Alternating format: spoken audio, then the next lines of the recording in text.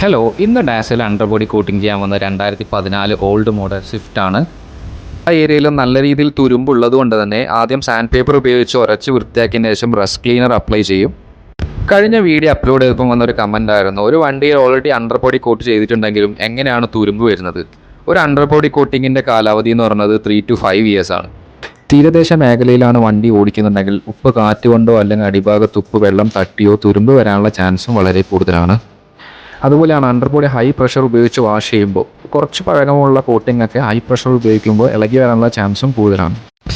ഇവിടെ വണ്ടിയുടെ തുരുമ്പെല്ലാം ക്ലിയർ ചെയ്തതിന് ശേഷം കെമിക്കൽ വാഷ് ചെയ്യുകയാണ് ചെയ്യുന്നത്. ആദ്യം തന്നെ എല്ലാ ഭാഗങ്ങളും കെമിക്കൽ വാഷ് ചെയ്തതിന് ശേഷം ഷാമ്പു ഇട്ട് ആ കെമിക്കൽ കണ്ടന്റും എല്ലാ ഓയിൽ കണ്ടന്റൊക്കെ കഴുകി വൃത്തിയാക്കുകയാണ് ചെയ്യുന്നത്.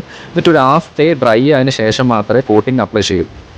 കസ്റ്റമർ ഇവിടെ ചൂസ് ചെയ്തിരിക്കുന്നത് 3Mൻ്റെ അണ്ടർബോഡി കോട്ടിങ്ങും ആൻഡ് ടേർട്ടിൽ വാക്സിൻ്റെ സൈലൻസർ കോട്ടിങ്ങുമാണ്.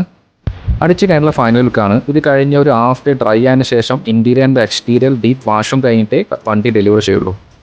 ഞങ്ങളുടെ ലൊക്കേഷൻ വരുന്നത് കണ്ണൂർ അഴീക്കോട് റൂട്ടിലെ ചാലാടാണ്. സോ ഇതേപോലത്തെ ക്വാളിറ്റി സർവീസാണ് നിങ്ങൾ നോക്കുന്നുണ്ടെങ്കിൽ താഴെ കൊടുത്ത നമ്പറിൽ കോൺടാക്ട് ചെയ്യാം.